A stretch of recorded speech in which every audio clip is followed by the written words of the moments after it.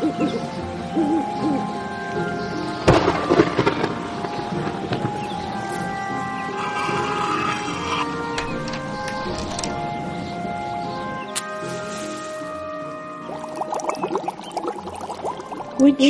and Weird Podcast.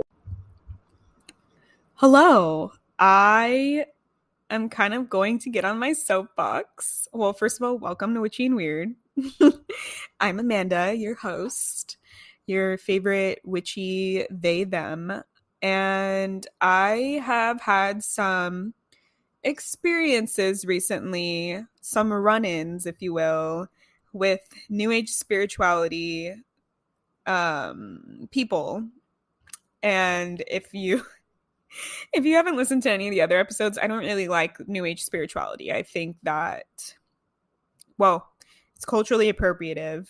It erases cultures. It just throws them all together and doesn't acknowledge them. That's for one. And a lot of the people within it are like cis white people, especially cis white females. And I don't know. I just feel like the stuff that this person that really ticked me off. I'm not going to say who it is, but they were cis white female, and I'm not. I'm white, but I'm non-binary, and I'm queer. So they just like it. I don't know. I followed them from a long time ago, and their video came up on my feed, and I was like, let me see what this is. Like, they put like a intriguing title, and I was watching it, like picking through it, and they just had this whole section about like basically like they didn't know the difference between gender and sex, and they were like, if you were born with female organs, then you're a female. And I was like, ooh, you just invalidated my entire existence. I'm so pissed off right now. So I wanted to talk about it. So that's why I said I'll be on my soapbox a little. Might be a little bit like hot, spicy, and rightly so. Like, I think that our rage and our anger should be expressed, and it's divine for a reason. Like, again, I don't know where I talked about this, but we're human. We circle the whole range of emotions. We have a whole circle of emotions for a reason, and that's part of the human experience. And if we deny ourselves one portion of that circle, then we're not living a full human experience.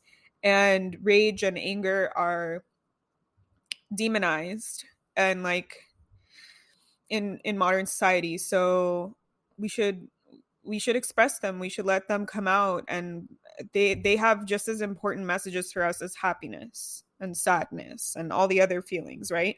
So I was pretty pissed. I left a really long comment, and usually I don't leave comments because I don't like to engage in that stuff, but I felt very annoyed at, they were basically, from the part that I watched, because I didn't watch the whole thing, they're saying like the government is trying to control you and take on your consciousness, so you need to like unplug from that and be aware of that. And then they said like, oh, but uphold the gender binary. And I'm like, that's what the government tries to feed you, is the gender binary. Because before, and by the government I mean like the government is an extension of colonization, especially here in the US. So it's like before colonization, many different cultures didn't have gender binary, and people who aren't part of the gender binary are always going to exist. And so it's like the idea that they're saying like, don't let the government control you and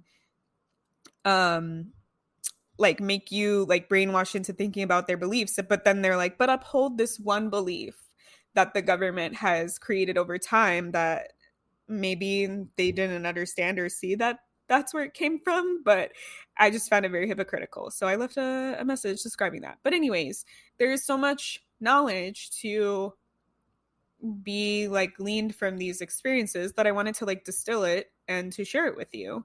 So today's episode is called Giving Away Your Power, because that is essentially what I feel happens in our lives and in New Age spirituality for many like leaders in that community, if you will, in that movement. I don't know what the right term for it would be.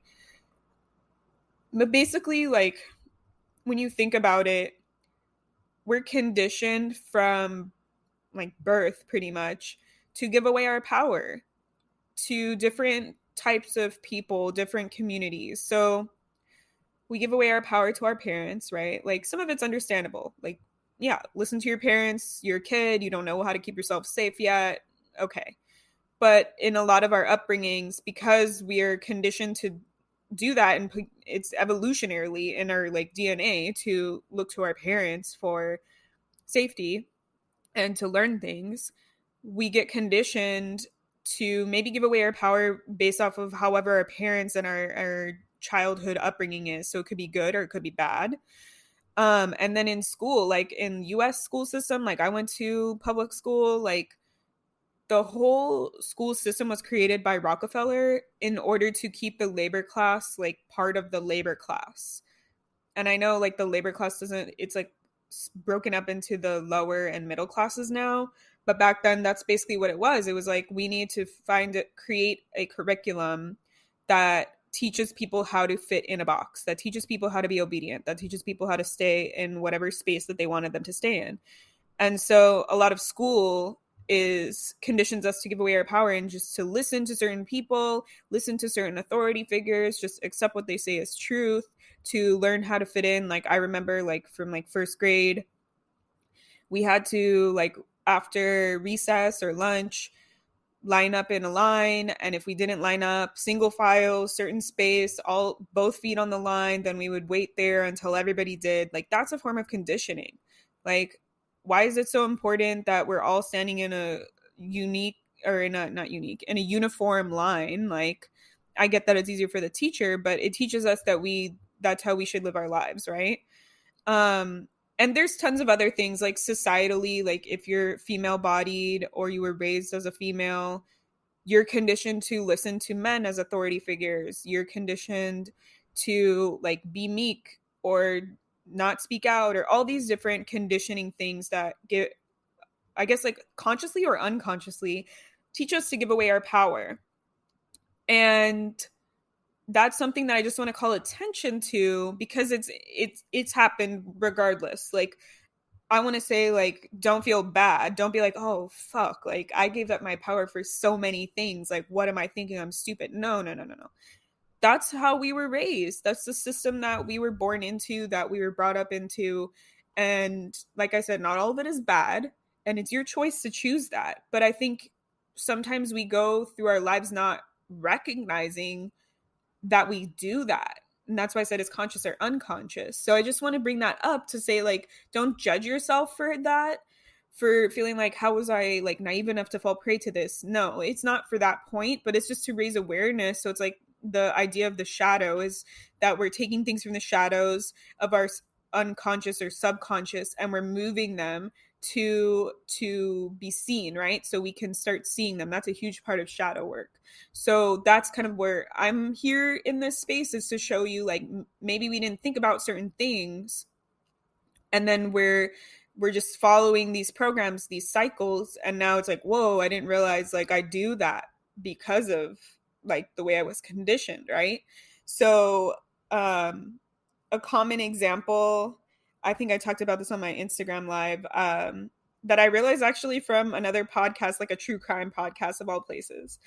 The biggest example that I wasn't aware of for this is like, it feels like, I don't know, it got me when I heard it. So the podcast is hosted by two women, and they were talking about a specific true crime case where it was, I think it was like Mormon or like some very religious like family, and the woman that they were talking about, that the case was about, she was like raised to be obedient, right? To be subservient to the men. That was like part of the religion. And she was talking about like how she grew up, that she was kind of raised that same way. And I didn't realize that this was kind of, I had the same conditioning. And it really blew my mind that she was saying like, if you're a female or a female bodied person, you're raised to like jump at any sign of attention from a man or a male figure, especially like romantic attention. And she was like, when I grew up, I dated all these men because they were interested in me. Like the second they showed interest in me, I would get excited and I would be like, oh, of course I'm going to go out with you. You're showing interest in me. And she said, like, she didn't realize till she was older, like, that she never asked herself, like, if she was interested in them. Like, did she even like these men? She was just like, well, they showed me attention, so I have to, like, that's my cue. And it's like she never asked herself, like, do I like them though, or am I just going out with them because they're showing me attention? And of course there's a lot of deeper things that can go into that, but I think that that's like a very like probably common example of real world that we can see, like our conditioning of like, i was never I was never told, like, if a man asks you out, like, decide if you want to go out with them, decide if you actually like them. It was just like, oh, blah blah blah likes you, oh my god, they're showing attention in me, like, oh, I'm going to like talk to them, like. And maybe for some people that's not the case, and it's not for every case. For me, like, there were some people that was like, I just don't like you. But I feel like a lot of things in my life, I went through that. It's not just like for romantic stuff, it could be like for jobs and things like that, because we're like, oh, we're offered the job, we have to take it. Do we actually want to have this job? Probably not. So I wanted to start with that, and then I wanted to tie it in with new age spirituality. So the example for that, I think, is like very detrimental, because I've seen a lot of healers or leaders in new age spirituality. I call it like the new age spirituality curse. And it's basically like these people use your fear to make you believe that you have no power and that they're the only ones that can help you. I've seen like a lot of coaches, they like gatekeep information. So it's like, oh, if you want to get out of this, they'll be like, oh, do you blah, blah, blah? Have you ever blah, blah, blah? Do you feel like you're blah, blah, blah? And you're like, oh my God, this is me. And they're like, well, I have news for you. If you pay for my program of blah, blah, blah, easy installments, then you can be free of this. And it's like, this idea that like they're gonna withhold, they have this really cool knowledge and they can solve all of your problems, but you have to pay them for it. And I think that if I see somebody doing that, that's like a huge red flag for me. It's like, I understand like people should be paid for their services. I'm not saying to give away everything for free, but like when there is that kind of like, I don't know, I get a different feeling in my gut when it's like, I'm not going to give away too much information for free because I shouldn't share too much for free. It's like, a lot of the information they're selling could be found on a Google search or something. It's like the idea is that we want to learn from them and we like the way that they teach or the information that they're sharing, and they can add value to our life and help us to empower us, not to like solve our problems. Because when you look to people to solve your problems, you're giving away your power.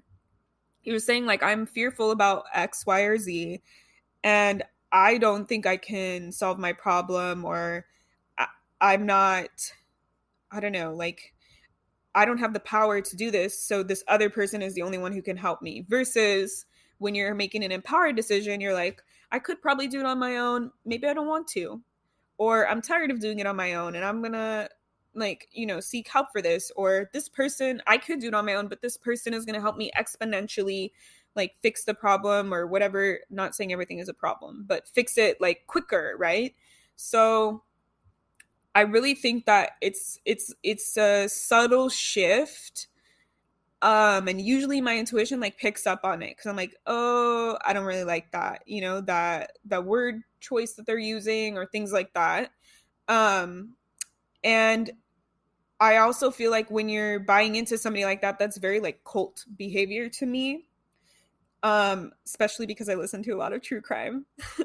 um, and I think the other side of that is like when they tell you to like wake up, like that sort of like matrix syndrome thing. Like I've talked about waking up from the matrix before. Like that's like a huge like new age spirituality idea, is like we're living in this like 3D matrix and we can up level to 5D. That's a huge thing of like spirituality, new age spirituality. And I do think for me, the matrix represents more of like this type of stuff that I'm talking about, where it's like we're unconscious of these rules that we've placed on ourselves or powers that we've given away or programs or cycles that we're perpetuating. And then when we unplug, it's, for me, it feels like, if you've seen The Matrix, hopefully you have. For me, it feels like you're just giving power back to yourself. You're empowering yourself. But the way that they kind of talk about it is like fearful. It's like they play on your fears. So instead of empowering you to integrate your fear or to accept it, to love it, to work past it, to release it, however you feel you need to, they're kind of like playing on your fears and be like, you're fearful about this thing. Oop, I'm going to reel you in. And then I'm going to tell you like how I could solve all your problems. And I feel like if somebody else is solving your problems for you in this arena, then like, it's not like helping you reduce the fear. It's like quelling the fear, like buying more into the fear. I've seen a lot of people do that. It's like, if you listen and watch this thing that I post, then you'll figure out how to save yourself from this new thing, this new threat, or this new whatever, this sense of the other that's against us. And a lot of the times they just want you to like buy in to their thing. They're like, wake up, but only believe in my beliefs. And I think that is also like a modern issue. And I saw somebody talk about this on TikTok video, and it was very, very eloquent. They were saying that we're in this modern age where we have the internet and we have access at our fingertips to any information. We can Google things so easily. And a lot of people use that to Google things that just like verify what they were already thinking or fearful or the answer they were looking for, so that they can just embolden their stance. And so they're saying, so what do you do in this age where like you can just look up and find any like, if you want to find that 2 + 2 = 5, you can find it. If you want to find that it equals 4, you can find it, right? So they're saying it's calling on us now to turn inward and trust our intuition. So it's like, instead of looking for the answers outside of myself, I'm being called to look within myself and to ask, like, does this feel right to me? Does this align with me? Like, what is my information, my intuition can give me on this topic or problem or whatever. And I think that's kind of like what I'm getting at, is like, instead of embracing your fears and letting them take the wheel and looking for people who are just going to give you answers to your questions, or sometimes, like I said, it's unconscious that we're doing this.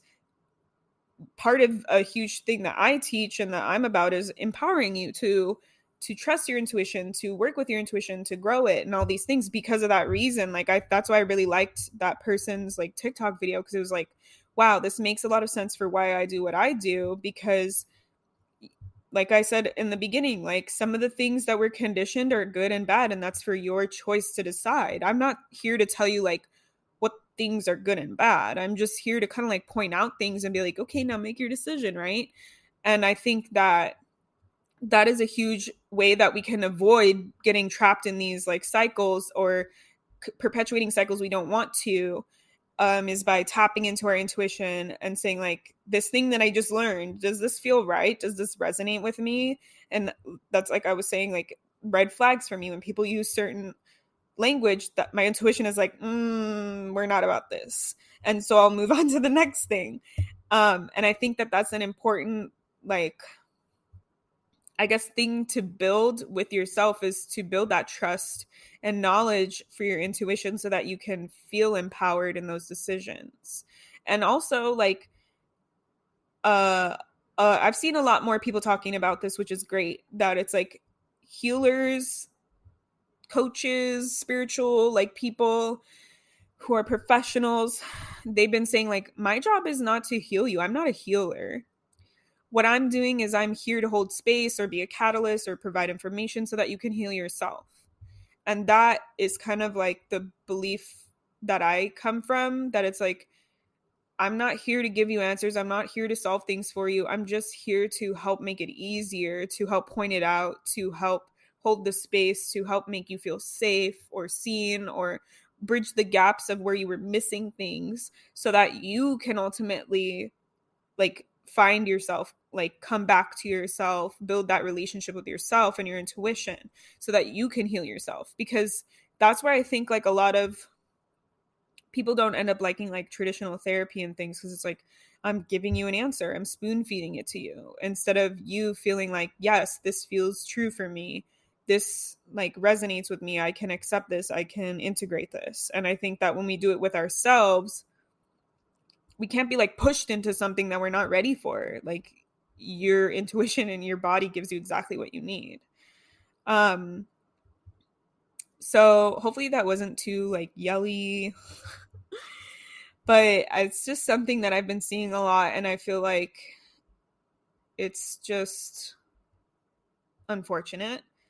And I know that it's not the first time, like it's been going on for a while, but I just feel like as a leader in the community, in the spiritual community, in the witch community, whatever community you found me from and you're a part of, that I'm also a part of, that I don't want to perpetuate these limiting and um what's the word that I'm looking for? Disempowering like patterns and beliefs. So, besides trusting your intuition, what are ways that we can like empower ourselves, right? Um and I chose ways that aren't super difficult because I know a lot of this stuff can feel very overwhelming. Like a lot of our like programs or cycles that we perpetuate are tied to trauma and really deep like programs that it's like we might have to work a while to change it and to remove it. Um so besides working on trusting your intuition, thinking for yourself, and what I mean by that would be like asking yourself these questions, like in the example that I used earlier, like, am I attracted to this person? Do I actually want to go out with them? Or am I just excited that they're showing me attention? So when you are faced with something, do I really want that? Do I really want to believe in that? Do I really want to perpetuate that? Do I do I really resonate or believe in this? So an example would be like programs that we run for ourselves from like our childhood. I've had a lot that I've had to do this with. And I think like, oh, I talked about this a little bit ago on Instagram too. um, that's why I think like it's really been in the forefront this week, and now everything is alchemizing in this episode. So for me, I grew up with a very strict, like type A mother. And so she would always like shame me for sleeping in on the weekends. And like, then, you go to school, you have to wake up early. Then you go into the workforce and you have to wake up early. And so when I started working for myself, I could make my own schedule. And my body, my natural rhythm is not always an early riser. I actually like waking up early, but it's really hard for me to do it. So I would be in this perpetual cycle of wanting to wake up really early and do things and then not. And then waking up and already judging myself and feeling like negative towards myself and putting pressure on myself and stress that didn't need to be there. And I just was like struggling for months, like every day, like, whoa, dang it, why didn't I wake up again? Oh, dang it, why didn't I hear my alarm? Like all these things. And I finally got fed up with it and I was like, bro, like what is going on? Like why can't I get it together? And instead of like fighting myself, I asked myself like, do I actually care if I wake up early or not? Like is this something that is really important and integral to me and something that I want to do? Like I realized, whoa, I have the freedom to create my own schedule because I'm my own business owner. So like, is this something that I actually truly care about? Or is this somebody else's program, somebody else's voice, somebody else's like thing that I have accepted for myself, right? And I was like, actually, no, I don't really care because like I'm still going to get the same amount of work done no matter what time I wake up. Like I'm still committed to doing my job. It's just I don't need to wake up as early, right? Like I have the freedom to make my own schedule, so I can still do all my morning routine stuff if it's 2 hours later. Like who cares? So even something that seems like maybe not as big of a deal like that for some people, it made a huge difference because it's like I wasn't fighting myself and I was understanding in like smaller pieces of my life like how far down my programming went to fighting my true nature and not allowing myself the freedom to be like, is this something I actually want to do? Is this something I actually care about? Or did somebody else tell me that I should care about this? And like, to be honest, like the 9 to 5, like that's for morning people. Not everybody's a morning person. Like all these night owl people have to suffer because they just live in a society that's like, too bad, you're lazy if you don't get up at a certain time, you're weak, you're unproductive, blah blah blah blah blah, all these negative things, and then you start hating yourself. That's what happened to me. So that is like a big example of like asking yourself those kind of questions.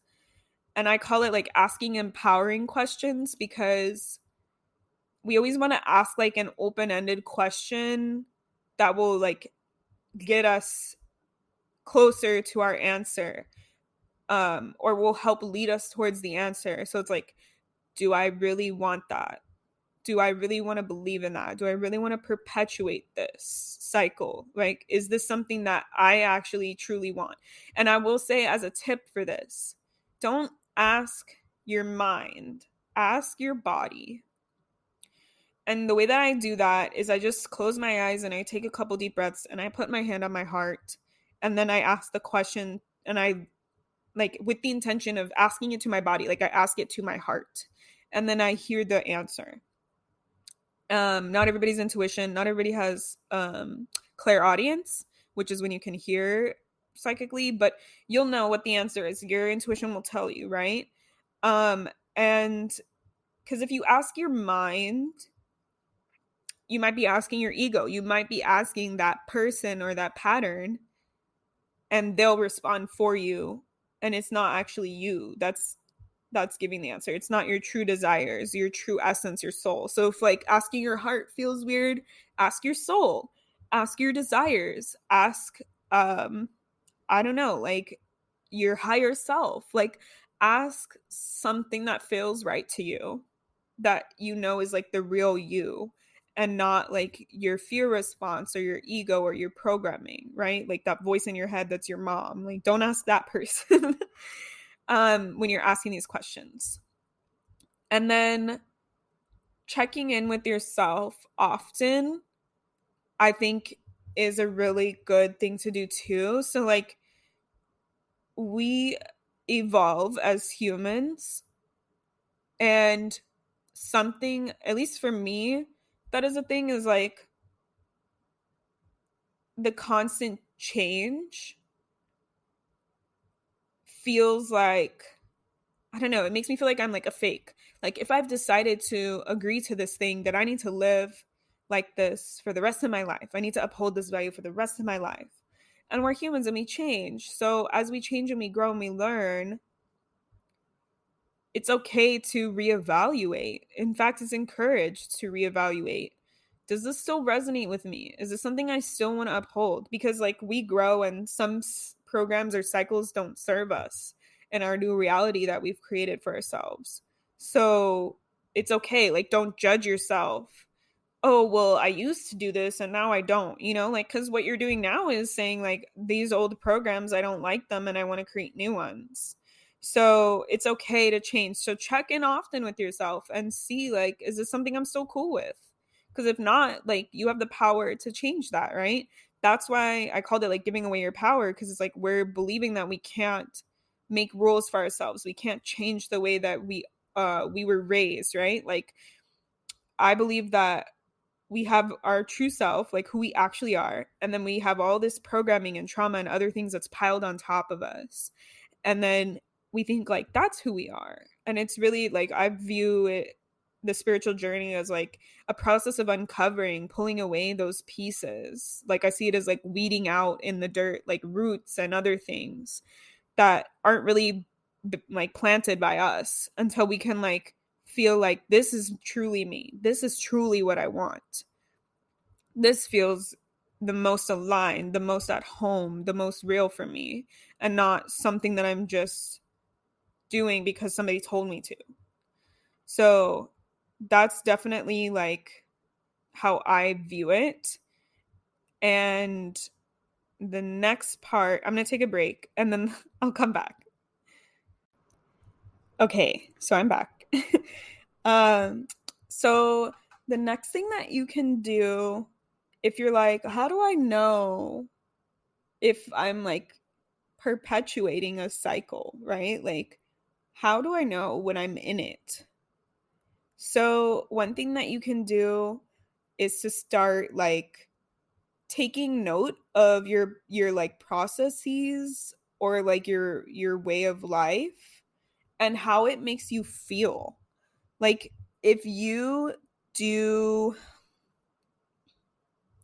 like, I guess I'll use the example of me waking up, right?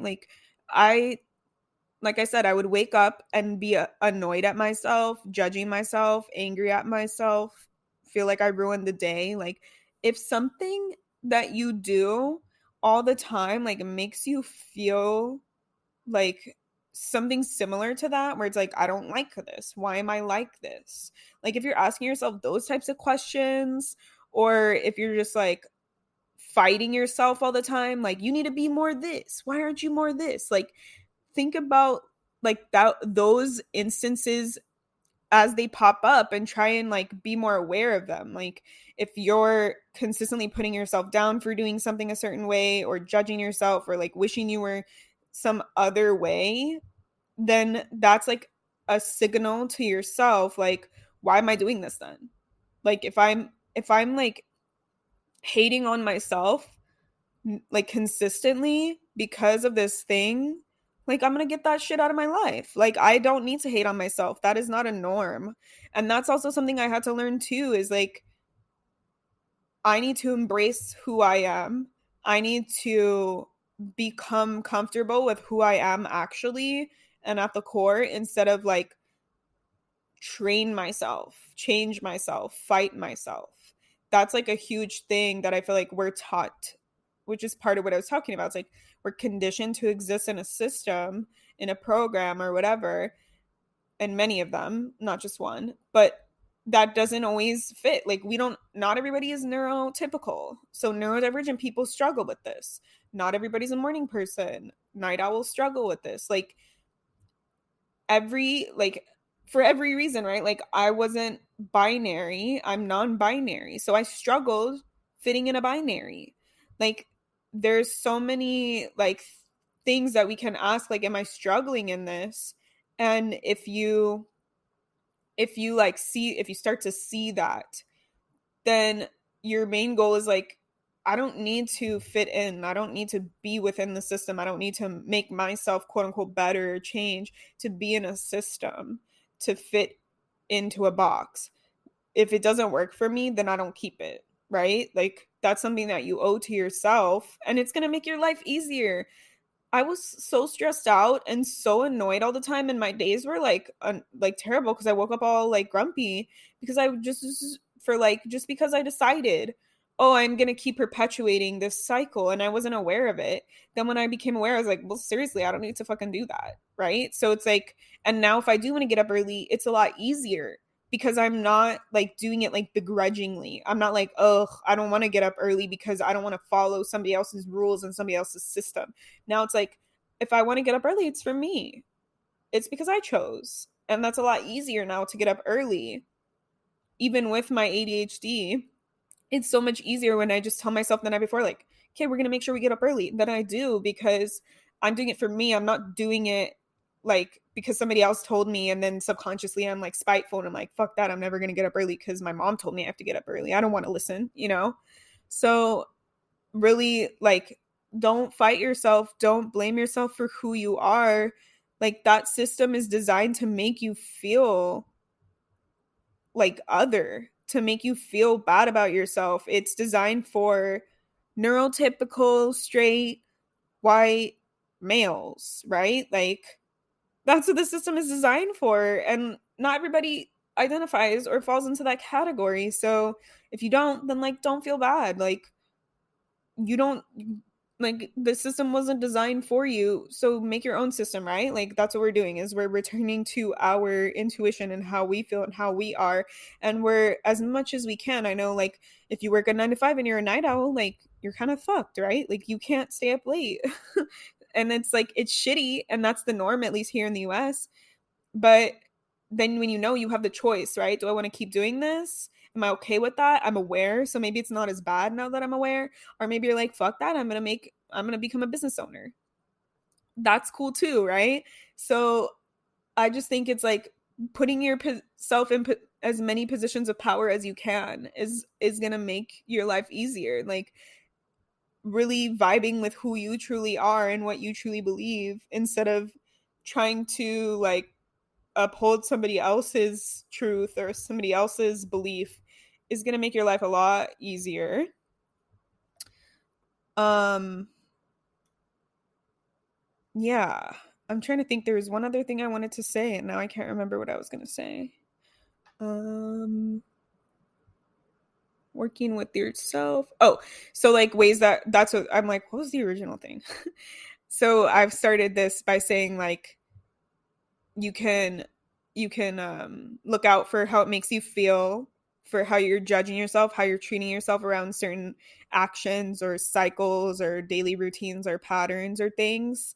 And also another feedback loop would be like if you're getting upset at other people, like external things, and that is like a pattern for you, that's also an indication of a pattern that we don't want to perpetuate. So, an example of this would be if something this one person does every day at work pisses you off, just like irks you, and you don't know why, or maybe you do kind of know why, but you never got to the root of it. Chances are you never got to the root of it. Um, that is an indication like you're projecting your feelings onto that other person, right? So, an example for this: my boyfriend loves to nap, he loves to sleep. That's like his dream day, is to sleep all day and do nothing, right? And like I said, my mom would always come in my room. Why aren't you awake yet? Why haven't you done this? Why are you sleeping in so late? Why are you blah, blah, blah, blah, blah, blah? Like she very much bought into the paradigm of productivity, right? Your worth is your productivity. And that was bestowed upon me. That was instilled on in me. And so my inner child, every time my boyfriend and I were hanging out and he wanted to take a nap, would like fight. My inner child was like, no, dude, you're fucking here with me. You're spending time with me. Like, how dare you nap on my time? How dare you? Like, I would get so in my feelings about it. I'd be like, no, you can nap when you're fucking at home. Nap when you're going to sleep. Like, why are you here? You're here to see me, not to nap, right? So I would get like, you couldn't tell the difference in my voice. Like, my inner child is like, what the fuck? And so for me, I didn't realize I was perpetuating that cycle of like, you need to be productive, right? Like napping is not productive. That was something that I was taught because I would nap a lot when I would get home from school and my mom would give me shit for it. And so I didn't realize in those moments that I was perpetuating that cycle because it was unconscious.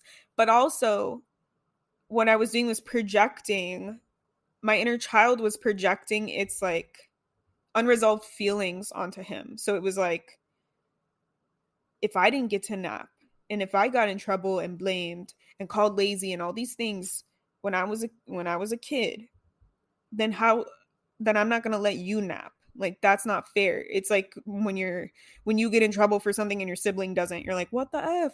It's like literally that same thing. Is like my inner child was seeing him be able to nap and was like, no, no, no, no, no, not on my watch. I got in trouble for this, so there's no way you're getting away with this, right?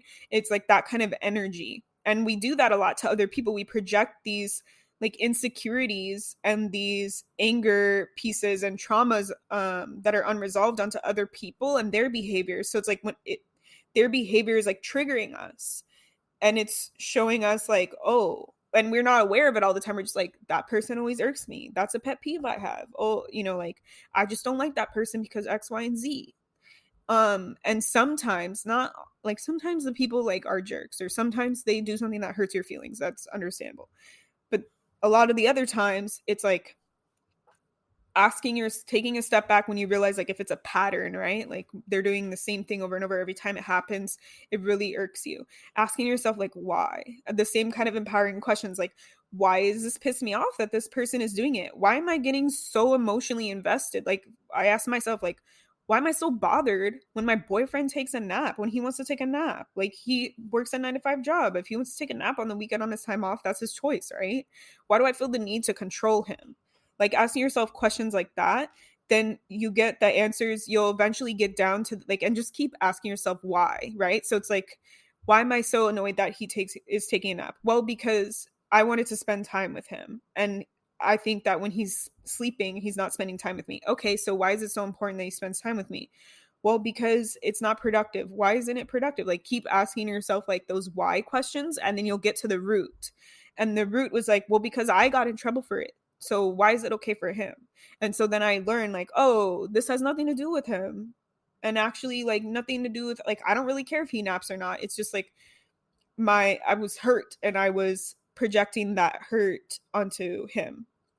So we can see from external stuff, um and that can be like people or non-people, like certain things, like if certain things irk you, right? Like sometimes we choose, like, an example of that would be like leaving cabinets open. That pisses me off. I used to get yelled at. That's why it pisses me off. I was conditioned. You need to close all the cabinets. Is that a cycle that I want to get rid of? Not really. I still would like for the cabinets to be closed. Like, I don't want to live in a house with open cabinets. Like, that's something where it's like I'm deciding, like, do I actually agree with this program? Yeah, I want to be tidy. I want to, because I know, like, by nature I'm messy. So it's like anything that I have conditioned in me that helped me be tidy, I'm cool with that. But maybe it's like another external thing where, like, I don't know, I'm trying to think of like some, like, I don't know, like maybe like you're like, oh, eating in the bed like stresses me out, because when you're a kid you ate on the bed and your mom, was like, that's not okay, like whatever, right? So maybe that's like something, now that you're an adult, you're like, well, you know what, actually, like, I do want to eat in the bed. Like, I don't need to put stress on myself and pretend that I'm going to get in trouble because of that program that I'm perpetuating, right? So it's like if you find yourself like wanting to do something and then you're like, no, no, no, no, you can't do this, like, within reason, right? um then that's also another like indication that maybe we're perpetuating a cycle that's not in alignment with who we are.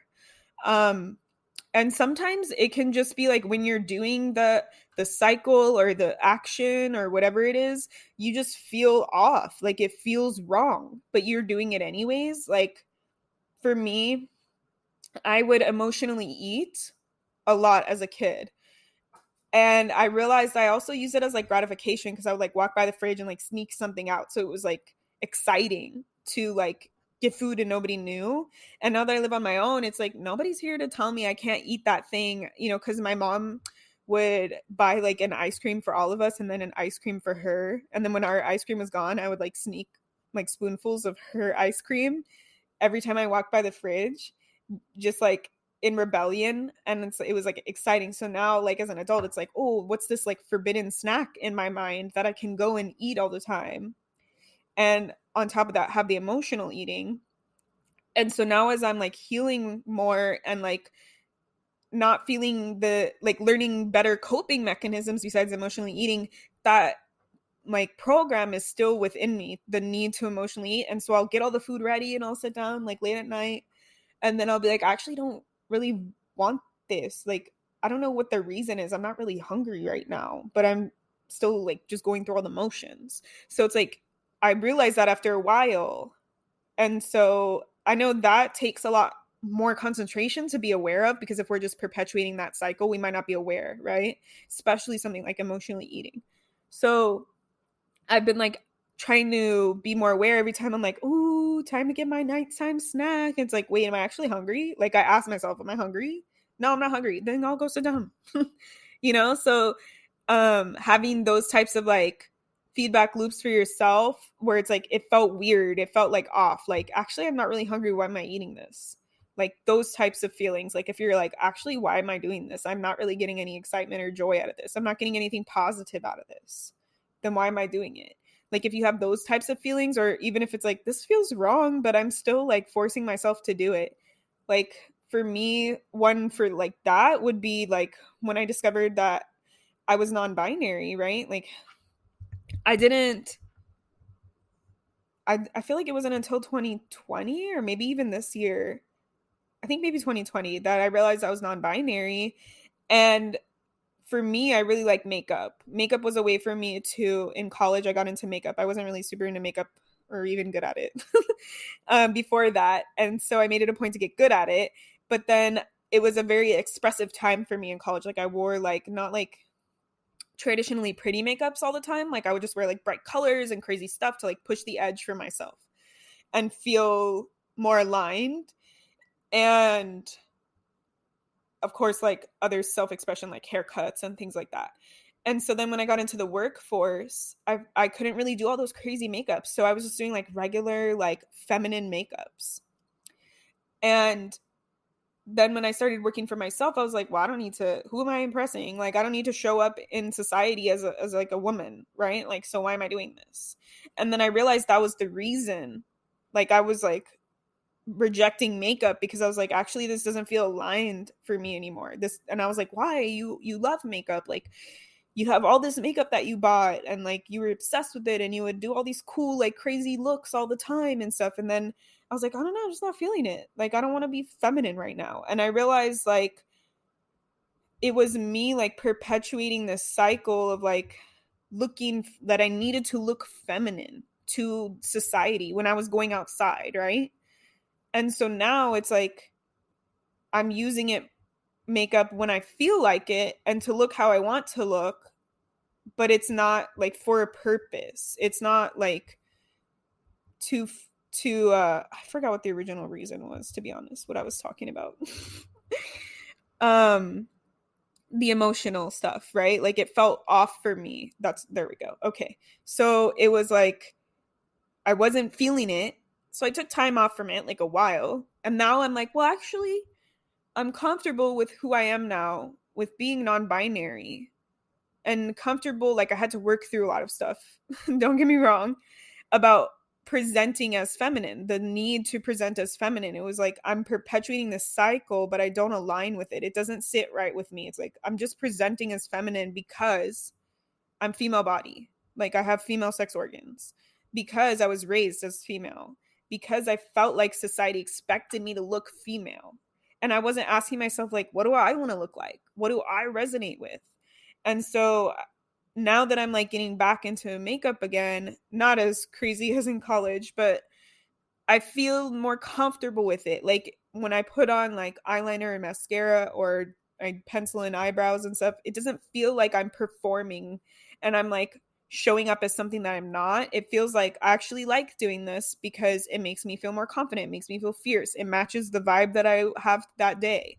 And it's not, I want to look like a woman so people will perceive me a certain way. Like I need to fit in society. So that's like another one where it's like emotionally it feels like unaligned with you. And those ones can be hard too. Like I didn't know why. I was just like, I'm just gonna take a break from makeup. And it was a long break from makeup. And so I think it's just important to follow, like that was like trusting myself, trusting my intuition in those moments. Like I don't know what it is, but I'm not vibing with it. So I'm just gonna allow myself to not vibe with it right now.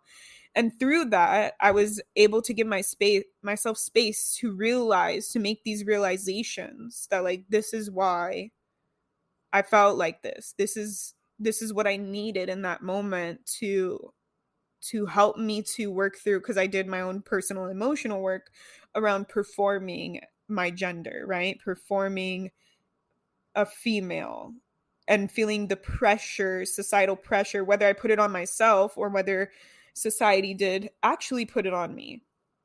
So really be gentle in those scenarios and try and be non-judgmental about it, and give space and openness, because some of these things take longer. They're not going to be like instant, like, oh, that connected everything for me. Now I see it, right?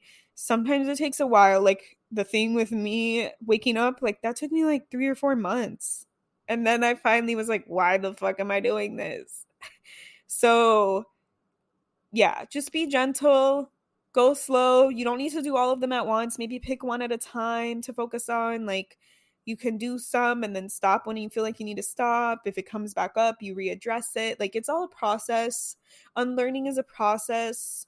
We reach new levels. We're not getting all the way to the end and it's healed forever, right? So it's like, allow yourself still to be like human throughout all of this, to still like experience life without like, oh, I need to remove this programming, I need to remove this trauma, right?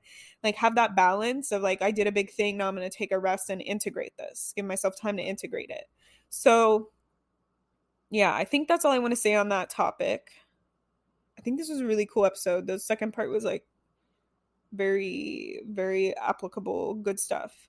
Things that are coming up for me: my Master Your Energy course. We did the first live round and it was amazing. And now I'm going to be releasing it as like a pre-recorded course on my website. I'm going to be releasing, and Master Your Energy is about like learning how to ground, amplify, and protect your energy so you can like protect yourself around like humans and around the spirit world, to like reclaim your energy and your power every day, like rituals to do that. And then how best to like, how to set up like good protective boundaries to work in the spirit world or do divination work or spell work, so like opening portals and things like that. And it's beginner friendly. And then I'll be creating more courses around intuitive development. So I'm going to be doing a free ebook about the different clairs. And then I'll be doing an intuitive development course. And I have psychic energy healing sessions already on my website. Those are like my psychic abilities mixed with my energy healing abilities. And those are really cool because it's like integrating mind, body, and spirit to help you heal through a trauma program or shadow work or whatever. And you don't need to know what it is when you go in. Like, I'll be able to psychically tap into that. And there'll be a lot more offerings that I'll be personally offering. And then, of course, we have the Patreon. So if you want to become a patron, I just released the first patron exclusive episode, which was ancestral trauma or ancestral healing and collective trauma. That's what we talked about, which is really juicy. And there'll be more. There'll be 2 patron exclusive episodes per month. And then I'm going to be creating merch, so you'll have access to that. And there's actually another tier beyond that where you would get like, I think it's like moon cycle. I think that's the cycle I set up, where it's like moon cycle, like readings and things for me. And yeah, I think that's pretty much it. So if you want to become a patron, if you just want to get a shout out, there's 3 different tiers. It is really like helpful for me to help me keep this going on and sustain this. And yeah, I'm just really grateful for all of you. Thank you so much for supporting me and being here and listening. Just feeling a gratitude moment right now. So I don't know, think about something that you're grateful for. Okay, bye. If you love Witchy and Weird podcasts, support us by donating monthly for as little as 99 cents at anchor.fm/witchyandweird/support. You can cancel at any time and 100% of the proceeds go directly to the pod. Or, if you don't want to commit to a monthly donation, buy Amanda a coffee at ko-fi.com/wishyandweird to help fuel them while they record, edit, create, and upload content for the podcast. And if you're feeling extra generous, leave us a review on Apple Podcasts or Spotify and tell your witchy and weird friends about us too. Bye!